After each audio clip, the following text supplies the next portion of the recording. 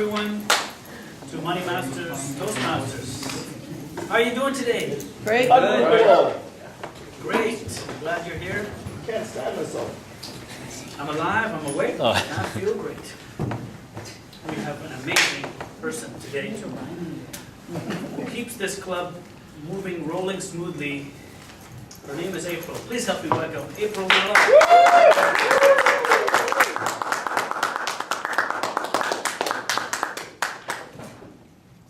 Thank you, Kareem, for butchering my name again. And for everyone else, I'm just kidding. On a lighter note, no one can get my last name right. So that will be a challenge for everyone here for the rest of today and for the rest of this year, please, to get my name right. What is it first? Ngalot. April Ngalot. Ngalot. Exactly what she said. Nalot. I'm sorry, Sounds like Camelot. but that's not correct. That's not Filipino. Come on. Moving on, everyone. Good afternoon, fellow Toastmasters and our most wonderful guest.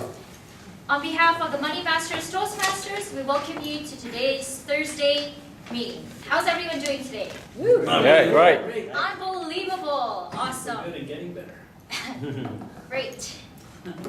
Just to review for everyone, I know we don't say this very often, but the Toastmasters mission is to empower individuals to become better communicators and better leaders. And as a club, we help give a supportive and learning experience for our members. Ladies and gentlemen, you've come to the right place. Whether you're just a guest or an existing member, we can help you achieve your dreams and your goals.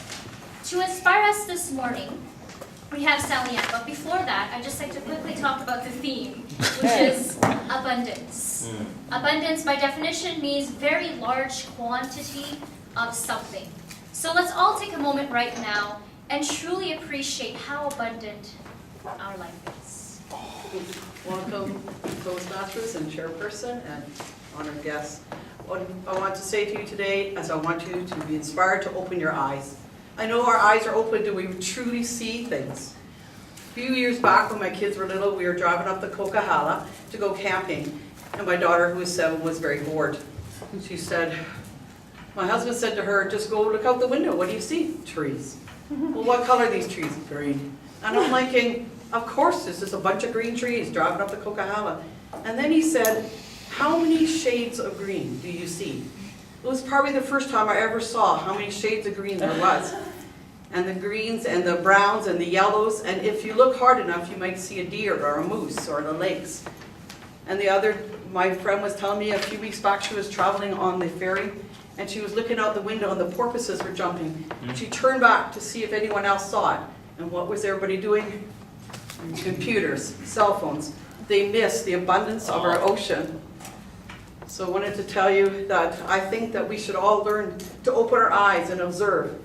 I bet you if I asked you right now to close your eyes and tell me what the person beside you is wearing, you probably couldn't even tell me. White. Sue always wears it. Black. Some of you can, some of you can. Close. Okay. How big is the window behind you and what do you see out of it? I want you to Rain. walk down the street and look at people's faces and see things. And you'll be surprised at what you will see and observe the abundance of our wonderful land. Thank you very much. This is the next part of this meeting. We are blessed to have 2 speakers grace us with their speeches today that they have carefully crafted. And the very first one is Harry Priya. She is on her 3rd CC manual, and the objective of this speech is to get to the point. She is supposed to organize her speech with having a general and specific purpose and striving not to use notes. So, Fellow Toastmasters and most esteemed guests. I want to talk about an incident that happened a few years ago that has taught me a very important lesson. The importance of speaking out and being assertive when it matters the most. The year was 2006 and I was in my 3rd year of engineering. It was customary for my friend and I to take the school bus to the university every day. But on one particular day, we missed our school bus and called one of our friends who pitched a ride with one of his friends. So we didn't really know this guy, but he was just an acquaintance.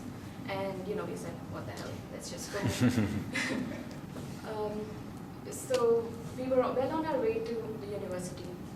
And when we were within 5 or 10 minutes of reaching our destination,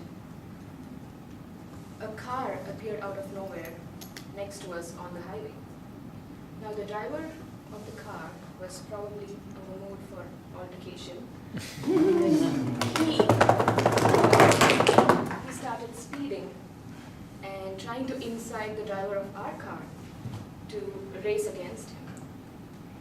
So the race was on, and the next 2 minutes what ensued in the next 2 minutes was probably the most terrifying 2 minutes of my life.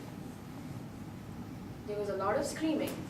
Everyone in the car was screaming and yelling and pleading the driver to slow down and to give up on this dangerous game. But it seemed like the louder we screamed, the faster he went. He kept speeding, and he went through an intersection and took a sharp right turn without noticing that there was an auto rickshaw carrying about 10 people, and he almost came head to head with an auto rickshaw. In order to avoid hitting it, he violently steered the vehicle to one side of the road. Now the impact of that was such that the car rolled twice and then fell on one side, and it continued to slide on the road, sparks flying and everything, and it almost slid for about a kilometer before coming to a dead stop in front of the university gate. Oh my goodness.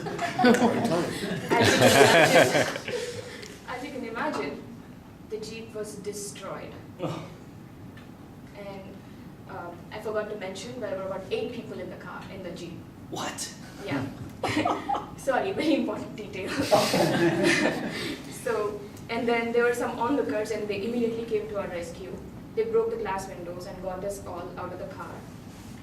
Now, 3 of the passengers, including my best friend, suffered some fractures, while I and the rest of the 5 of us miraculously got away without a scratch. We just had a stiff neck for a couple of days. But we came out and we were feeling thankful that things didn't go that the consequences could have been much worse. But just then we noticed that there was a small crowd gathered around someone in a corner. It was the body of a man that was on a motorcycle, and when the car was sliding, so maybe the driver didn't realize it. When the car was sliding, it hit this man, and it pushed him right out of the road, and he fell in a ditch. He suffered serious injuries. I still don't know to this day what happened to him, and I'm scared to find out. But I always wonder if the outcome of this could have been different. If maybe the passengers of the car reacted differently. Instead of screaming in fear and pleading and shouting, maybe if at least one of us had the presence of mind to calm down and talk in an assertive manner to the driver and maybe try to reason with him. But that didn't happen. So I really wonder about this many times. I've been up many nights thinking about this incident because it's had a profound impact on my life. So I hope that I was able to reinforce this lesson and that you're able to realize the importance of speaking out when it really matters and being assertive. Good afternoon, thank you, Madam Chair, fellow Toastmasters, and welcome guests, taking on a role. I love it. Wow, first off, I want to say thank you for sharing that story with us. It was obviously very touching, and it touched me, very touching story. And not only was it a good story to be hearing in itself, it was very dramatic and scary.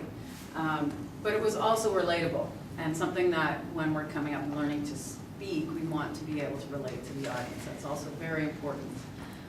The purpose of the speech is so important. This is how we're learning to go through. We go through the manual, and each speech has a different purpose. This one is get to the point. And I believe Haripriya did that. There are suggestions that I will give that I think she could have, this is part of learning, that she could have done better, but she did. She had a point. She found a story and she recognized this is the point, and it was a point that we can all understand and want to learn from. Speaking out when it matters. She came up, she repeated the title. We know what she's going to be talking about. She moved the podium out of the way so she had the space of the stage. She had great eye contact, protocol. She did everything that she needed to do. And she was also confident. She might have been a little bit nervous, but she was speaking. This was her story. She owned the story. She had good pacing. She even used the word of the day. I can never remember the word of the day when I'm giving a speech. Yeah, it's tough. And when she was telling the story, you could see the concern and the fear and everything on her face. It was very real. You knew she wasn't just telling somebody else's story. This was very real. So I'll go into some of the suggestions, and the reason, and there's a few of them that I'm giving, but because I think it's such a good speech. It's not that I don't think she did a good job. I think she did a great job, and I want her to take it, maybe take it somewhere else or make it even better. One of the things that I do when I'm nervous, and she was doing, was stepping back and forth. Like I do that all the time. But you know what? After the story I got into the story, I didn't even notice whether she was doing it then, so who knows? I just noticed that at the beginning. The beginning was a little bit quiet, a little bit slow. There could have been more impact. When using the point of the story, I think using it a little bit more at the beginning, not just in the title, but reinforcing what I'm wanting you to hear. Sets us up. And then going into the story, I think would have made it clearer. Like the outline would have been clearer for us. Also, because she reinforced it at the end, but stringing it through would have been important.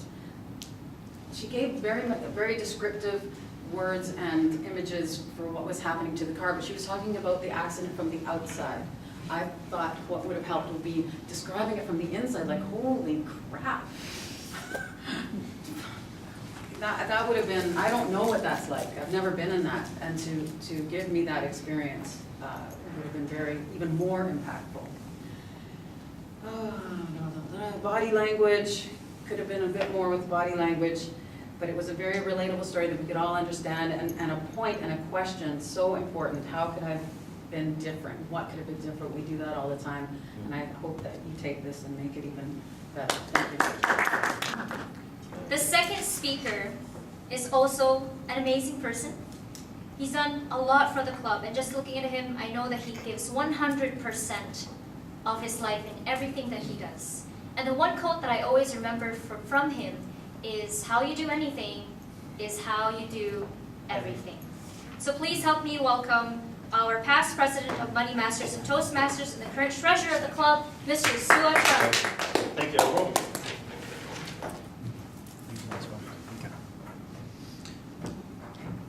I'd like to buy that car. Maybe $10,000, please, in cash.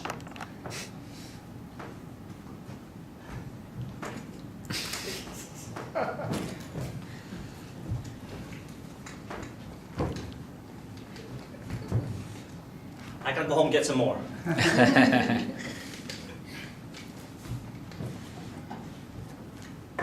Ladies and gentlemen, Madam Chair, fellow Toastmasters and honored guests, as you can tell, if you live in a society where everything is cash-based and you need to provide that to purchase something as small as a car, could you imagine what it would be like to buy a house?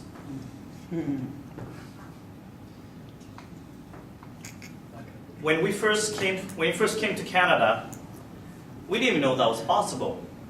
We thought it was going to be the same as Vietnam, where everything's cash. You want to buy a house, you're my brother, you're my sister, you're my brother, you're my uncle, whatever, and everybody's got to pull all the money together and bring suitcases full of money to buy this house.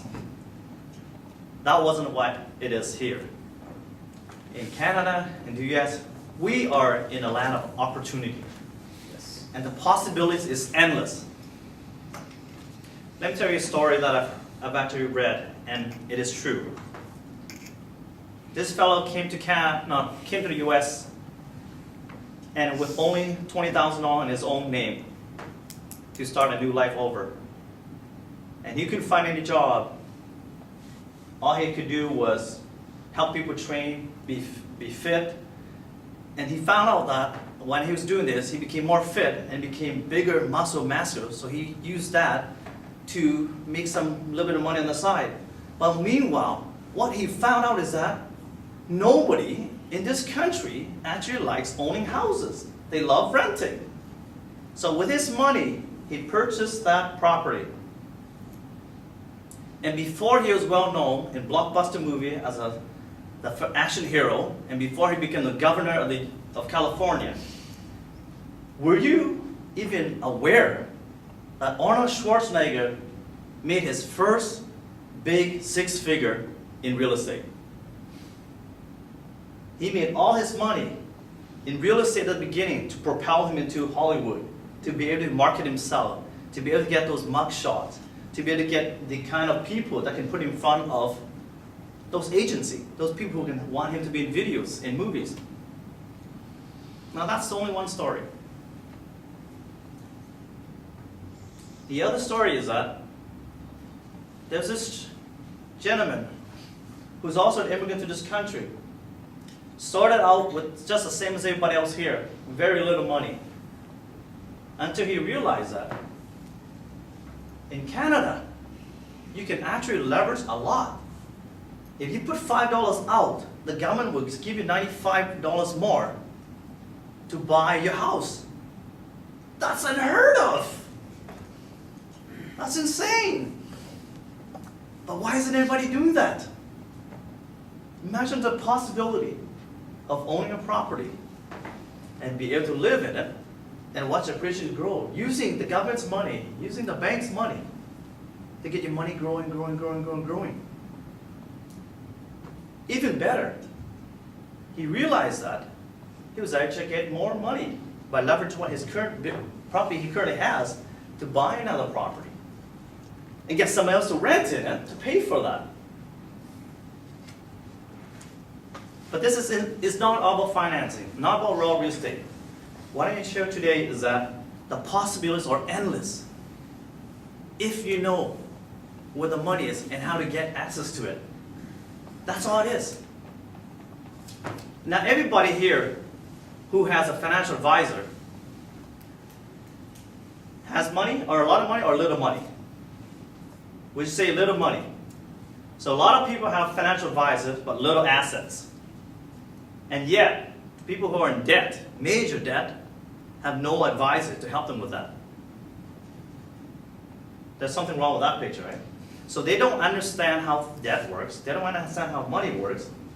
They don't understand the possibilities that this can help them. And all it is about knowledge. People are not willing to pay for knowledge.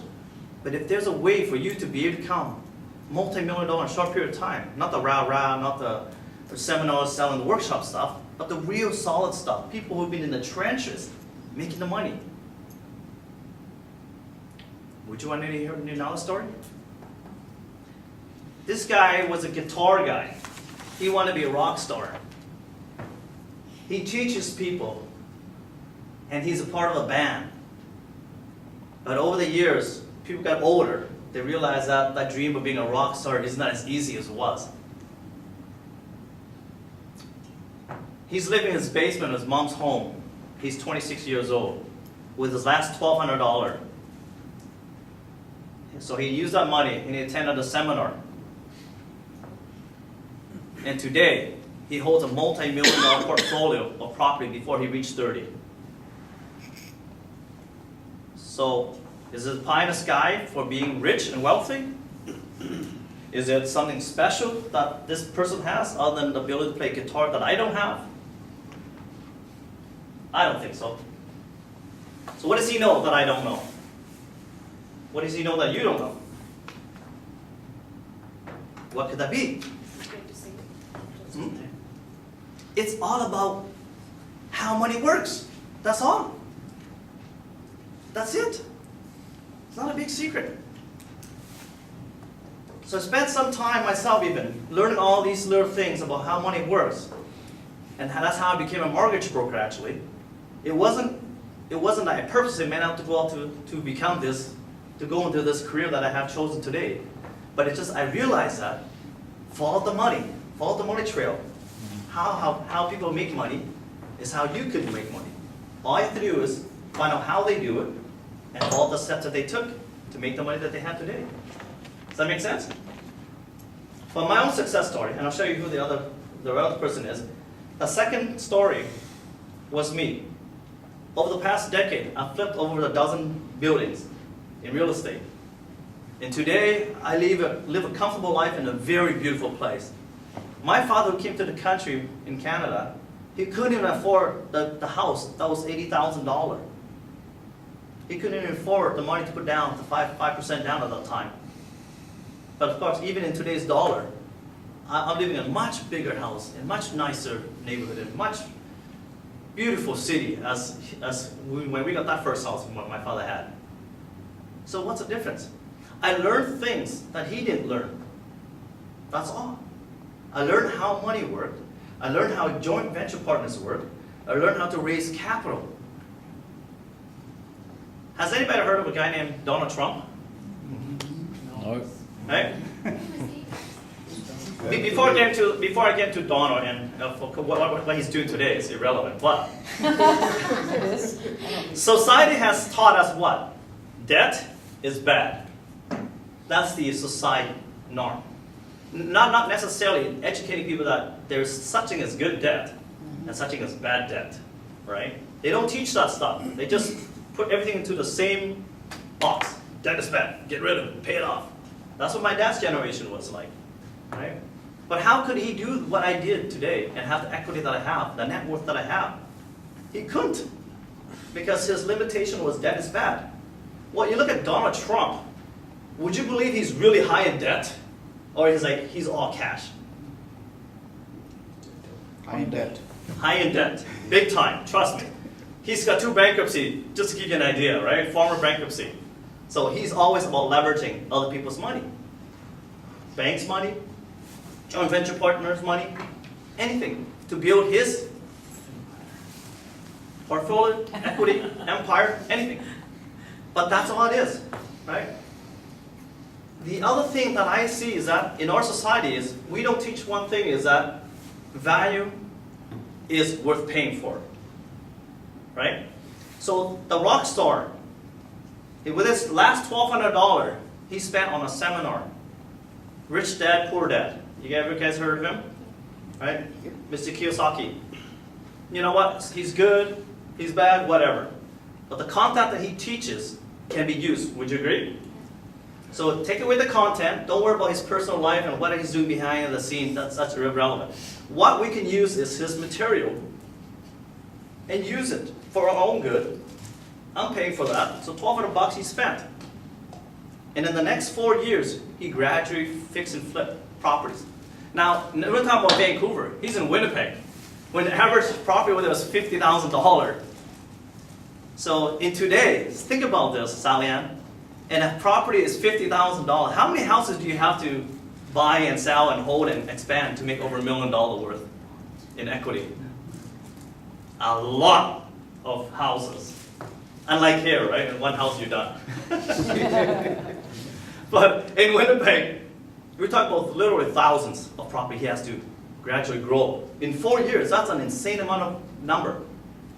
If he was my father, and using my father's mentality and what society teaches us, would he be able to do that in the 4-year time frame? Oh, safe to say no. Right? So all I'm saying is, I don't like sales. But you know what? Life is about sales. And when somebody tells you something, I don't block myself off and say, oh, he's trying to sell me something. I say, okay, what is it I can take away from this? Is it valuable? How much is that worth to me now? Or how much is that worth in the future if I were to use what he's going to teach me? If it's all about rah, rah, rah, and buy my package now and buy another package, forget that. As long as you can give me something, some gold nugget at the beginning I can use. If it's worth at least $1,200, I'll pay for it.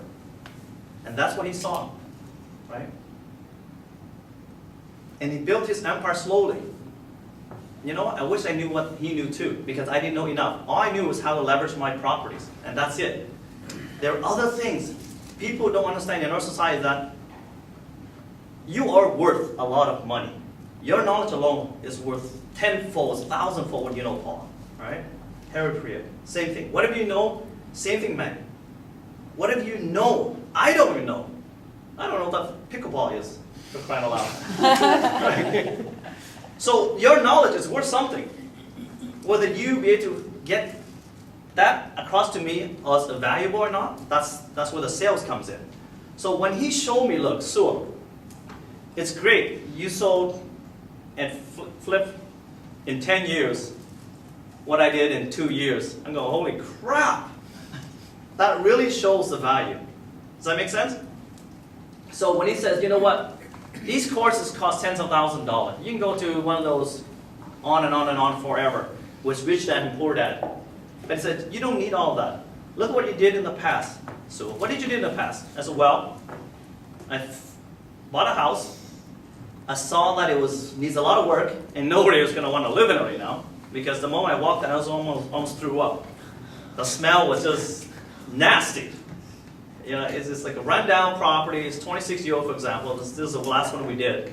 And I tell you, the minute that we pulled up the carpet, we just went, holding back was really difficult, right? They paid the power bill. But we managed to take time, fix it, and got it gradually up to the value today, and get it reappraised, and the market value is more. We took some equity out.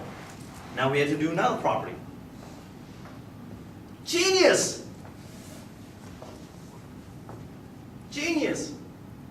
Force appreciation. There's 7 different ways you can make money in real estate, but that's just the one that's all I knew. I only knew one of it. I didn't know any further beyond that. So my scope, expanding my real estate empire, was very limited. I was only on one leg out of 7, right? Because of that, so he goes, because of that, that's where you are today, and that's where I am today. He's going, if you had known the other 6, where do you think you would be today? Probably not where I'm at. Most likely, right? So I said, Sue, how much is that worth to you? I don't know. I mean, is this like you trying to sell me on something? So, no, how much is that worth to you? Well, it's probably worth at least double what I have today. Priceless. Right? It's priceless. It's worth more than what I have today. So if I can double what I have, I know in another trick, another method, another way. He says, certainly. He says, when I was a rock star in my own mind, in the basement of my mom's home, with $1,200 left, because that's all I made from teaching people how to play guitar, because my band was so awesome. I said, great. How did you buy any property? Even $50,000, $1,200, not 5%. Right? And how did you get to where you're today with that $1,200? Yeah, that's a great question, Sue. That will take longer to tell you than the time that I have in the next hour or 2. Okay? What's it going to cost? I brought him down here to our real estate investment club, and he was able to talk and explain his story and how he got it, and how the other ways that he made money. One was bringing other people in that had money, joint venture, that knew nothing about the property, that didn't want nothing, that had no time to handle and micromanage anything. They don't care about real estate. For example, Sally, I said, you want to join me and help me clean up this property and fix and flip and do all that stuff? I said, no, I'm not interested in anything.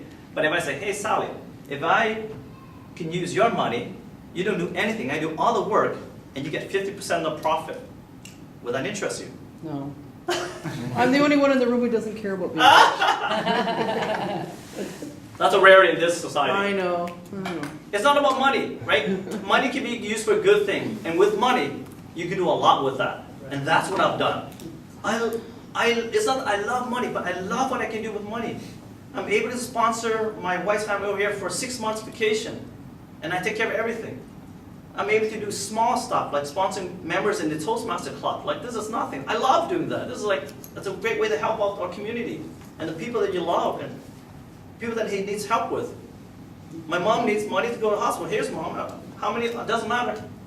My kids need some braces. Yeah, that's fine. Don't worry about it. Right? It's about what you can do with all that money. If you want to go help charity, you want to help people in Fiji, or you help people like Jamaica, like I want to help people out there who are underprivileged, it can do a lot. I can bring people when they pay for the whole trip, they can go there and volunteer their labor. Right? So, going back to the story, the guys at Sewell. It's not easy. Well, no kidding. Making money is not easy. And doing all this stuff is not easy. And being able to show, leverage other people's money and show them how they can safely invest with you and how you have plans in place, how you have a track record, how you're going to market this, how you guarantee to get the money back is not easy. So he wrote a book called Self-Made. And he's the only guy that actually made on the Hall of Fame, Rich Dad Poor Dad, Stephen Arnio. 26-year-old guy in the bottom of a basement, multi-million dollar portfolio, and I'm the guy who's in the financial services for over 10 years, and not even half of what he's made in 4 years. That's just insane. He has no certification, no background, no history, no experience, no education in financial services, lending, or like I have. So it's not the knowledge, right? It's what he knows and what he does with and the action that he's taken. And he's put into the book. This book you can buy on Amazon or any bookstore actually for $28. But he's coming to town actually this weekend. He's putting on an event. He charges $1,200 for an event. So the book that he provided to me, I've been able to offer out people for a small sum. But you're able to go to the 2-day event that he charges $1,200 for it. I have a few left. I've been already given out, and sold out most of them. So for $50 you can get the book and got 2 tickets in here. If you got people who are really serious about building real estate, learning how to joint venture, learning how to raise capital, because I can tell you, $1,200, he has to have knowledge how to raise capital and how to get people involved around him and how to show that they can make money too, right? He's made several people in his local town millionaires. He's made people here, actually from Vancouver, several of my club members have invested money with him. Made good money, very good money, right? You can't do that in Vancouver apparently, so unless you have a lot of Asian money. So what's the value and what's the sell? The sell is not about the book. The sell is not about the 2-day event or whatever he sells after, but it's like the sell is learn what he knows for the 2 days. It's an investment of time, investment of money. I'm actually going myself. Because hell, if he's going to be able to teach me this in 2 days, like 8 hours total or 10 hours, I don't know how much it is. But I need to know to learn what he knows, to be able to help my family, to help build my community. Being successful to me is actually not just an internal thing, not a personal thing. To me, it's actually an obligation, right? I'm obligated to be successful so that I can have everybody around me that are close to me, that I love, and I really want to be there for them, and I want to have the ability to say, yes, I can help you, April. Whatever you need, I can help you. Back to you, Madam Chair. So I have 3 minutes, right, for this. I will do my best. What's that notification? Thank you. Thank you to Chairperson, fellow Toastmasters, and distinguished guests. The aim, what Sua was doing was his speech was called the sales training speech, okay? And part of the speech was that he was supposed to show a lot of charisma and dynamism, which he did. He put basically the podium to the side at the beginning and started with, I want to buy a car, okay? And then he used the prop out of nowhere. Sua was very engaged with the crowd. When he was speaking, you could tell he was in his element. You could tell he was very passionate about his speech. And you could also tell that the speech was engaging the crowd because everyone had his attention. Okay? He spoke, the intonation of his voice was loud and soft. And what he also did very well is that he introduced stories. You know, when you change up, when you're just speaking to someone, when you introduce stories or some art or poetry, it basically changes the interaction that you have with the person. It makes it more dynamic. He did that very well. One thing that I would perhaps suggest for Suad for improvement, what he did is he gave us a lot of concepts. So basically in terms of leverage your finance, in terms of attend this workshop, this person basically is a self-made millionaire, and this is like a really good place to go to. But part of what he was trying to do was he was trying to give us what was called it was a system of selling. So a system of selling was what Sue was trying to introduce, and I felt there was a lot of nice concepts, but when it comes to a system, what were the practicalities that would help me to sell my item, or for me to sell my product or my service? I felt that was a little bit lacking, and that's something that I would have wanted to see more in his speech. But besides that, there were a number of very great concepts that he shared with us. He brought basically his own personal life into the situation as well. So he said, this is what I've done. I've been able to use one of the 7 different ways of making money through real estate. And these are the other methods I'm trying to do as well. So he made it personable. And I'm going to end this by asking the question that the evaluation guide asked me. It basically asks, did the listeners feel that they benefited from hearing the speaker? Ask them. So did you guys feel like you benefited from the speaker? Mm-hmm. And is there anything in specific that you wanted to share? Yeah, I made $1 million. For me, the benefit was That's the it. stories, wasn't the concept of how to do something. Mm-hmm. Yeah, Lovely. that was that. Okay. This is Madam Chair. Thank you, Madam Chair, fellow Toastmasters, and most welcome guests. I don't think so you leave them much to say now that you gave a great introduction to the topics. But it's our impromptu speeches where I've gone away. I've got a couple of questions which I'll propose to the Toastmasters. And a lot of people say I have an abundance of energy, lots of energy, which I give out in terms of laughter, smiles, joking around. And for those who were on WhatsApp last week, probably got a little glimpse of that. I hope you guys enjoyed that. Anyway, my first question is, people say I have an abundance of energy. What do people say about you? And my question goes to April.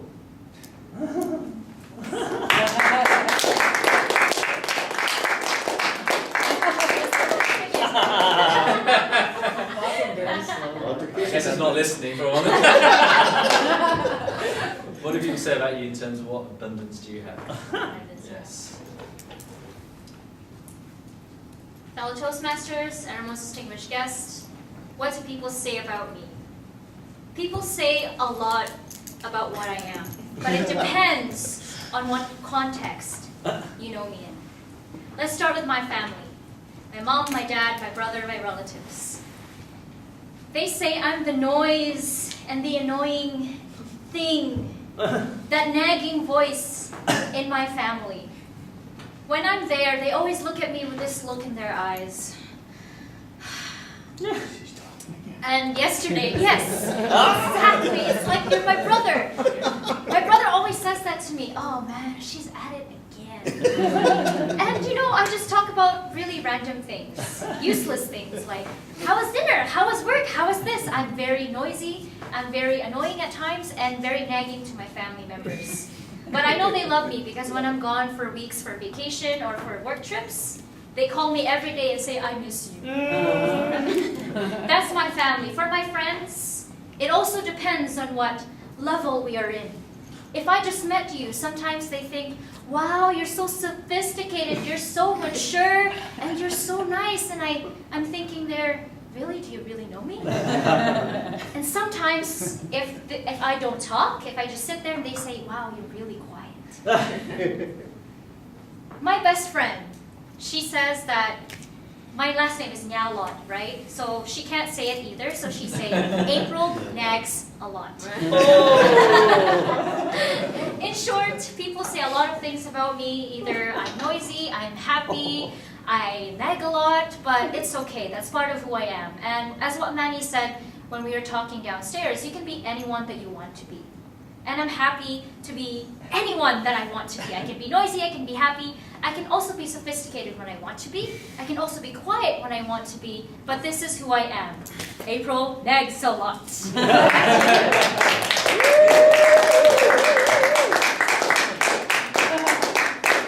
you, April, for that.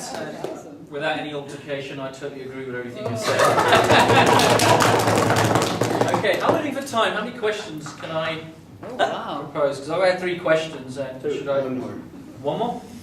Okay, let me decide on We which can one go then. over, no? Unless. Okay, this question. Who's the I'll chair? do- The chair should decide. Yeah, do we have enough time? 1, 2 more maybe. Yeah. I've got 3, so I've got 2 more. Okay, great. I will propose this question to Paul.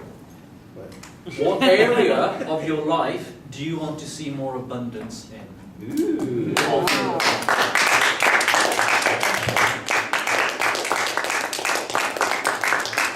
wonder if there's anything you want to choose. Madam Chair and you. Just table topics. No, I guess. What do I want to see more abundance in? For me, the way to give back always changes my life. For me right now, I'm designing, I hired a coach when I was there. Out of that came, I'm putting in a program to how to work with people and couples. With their communication, what's happened with the communication, or the people that are started dating, or people that are just engaged.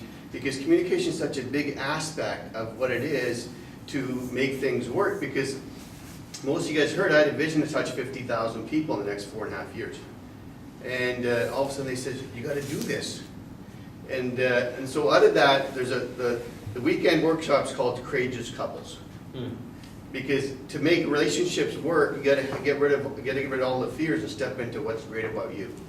So in that, the abundance I want is to be a role model for my kids, for my nephews and nieces, and the role model is don't do anything I say. Do what I do becomes easier, because I was brought up kaboom, back of the head. Because for my mom and dad was, I shouldn't be seen and heard till you're actually called upon, right? And now coming to this country, and you know when sometimes you think the kids aren't listening, but they actually getting it. At Christmas time, my daughter was sitting there with her husband and with my son, and they says, you know what, Ryan, Mom and Dad have paid a lot of price to have the lifestyle that we've got. And to me, that's what makes this work. The abundance I want is for my kids to have a great life and for them to lead by example. And back to you, Mr. David Puppets.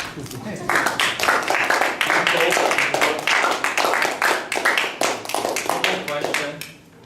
Just a comment on Paul there. I think you need an abundance of big, long hands to reach those 50,000 people. Okay, my final question is, what do you feel that there's an abundance of in this world? And I'll propose that to our guest. And I'll repeat it while you get it, because you're going to ask me again. So what do you feel that there's an abundance of in this world?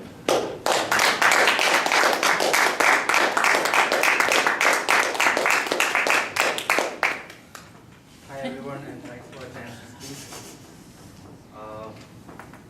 So I believe in this world there's an abundance of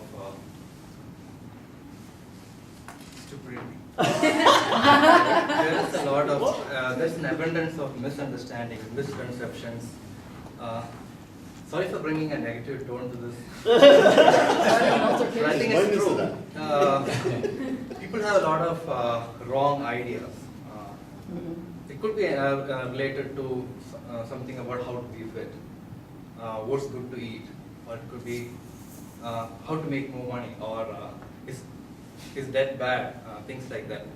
People have a wrong understanding. It's only a few people who really know what's wrong and what's right, and those are the people who excel. And that's why most people live an average life, while some who have cracked it do well in life.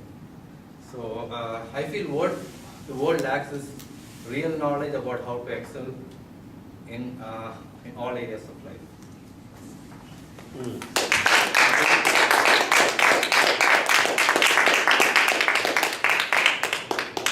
Thank you for stepping up and giving us that insight in terms of what we lack back in the world. Okay, so that brings me to the end of my very short table topics. Why do we point at me? Okay, except the first half. The second half is the evaluations, and Karim has been listening very carefully, I hope, and we're going to give you an evaluation on those impromptu speeches. So welcome, Karim.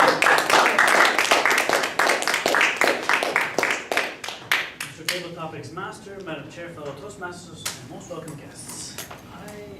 I have the privilege of evaluating the Table Topics speakers with April. Actually, you know April, with the name Nalot, I say it as knows a lot.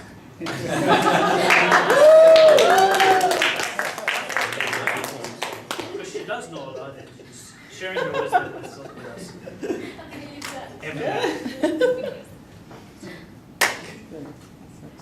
April had great protocol. Appreciate her protocol is done very well and very clear. Strong and clear voice. April has a strong and clear voice. Her hand gestures are very well done. However, one tip for April I would say is that I noticed this one hand was kind of to the side limp, and then the other one was doing all the work. Once in a while it would wake up and then it would get back down again. This is an altercation. I hope not to create any altercations here. I love you guys. Great use of humor. Great use of humor. I love her sense of humor. She's comfortable on stage, and she gave a good, very good speech and a strong ending. So well done to April. Paul had great hand gestures, strong and clear voice.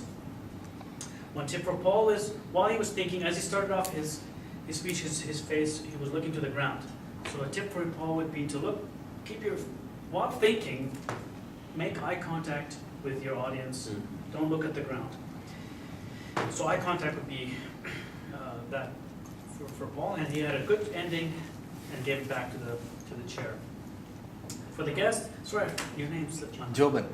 Joban. Jobin. Jobin.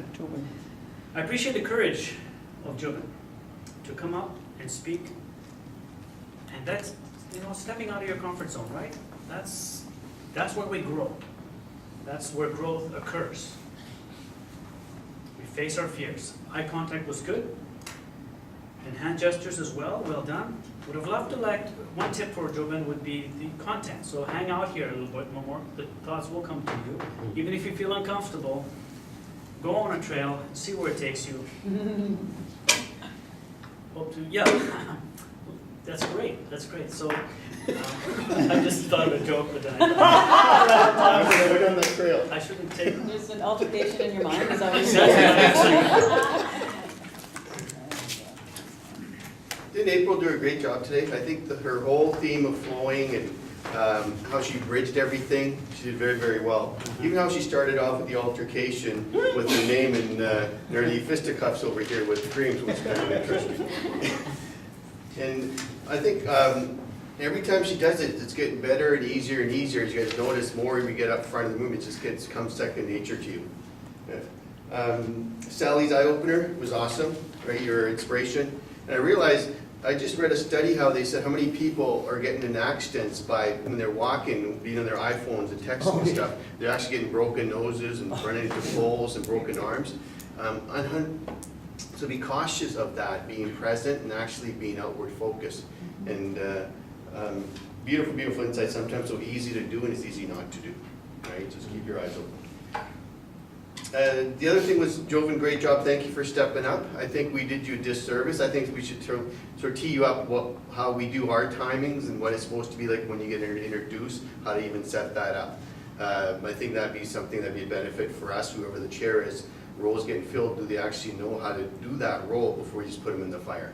So that's on us. Okay, so thank you for stepping up.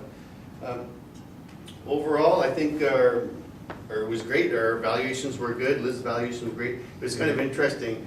I always like Liz because she's pointing out how she's giving her value. She talked about it and she starts stepping back. Exactly what she's telling her to do. It was kind of, and I just started chuckling to myself. Right? It's such an automatic. And when we're doing our evaluation, we're also getting evaluated to be cautious of how we do things and how we're going to learn from it. Great job. you know, sometimes when you have seasoned speakers, always trying to see, we always try to put some stuff that we want them to improve on, sometimes it's hard to pick that up. And, yeah, awesome job. Table topics was great, very light and humorous and fun. That's what Manny does. He brings that light side to everything, and that's what I got to work on too. So I got to get my serious side out of the way all the time, and making eye contact with him just to make sure. I get this part. I think it was a great meeting. One of my pet peeves always, we didn't start on time, about a minute and 30 seconds late, so we got to catch that up. And other than that, back to you, Madam Chair. I believe it's been a very productive hour. We've all grown a little bit. Well done, everyone. Yeah, we're all talking.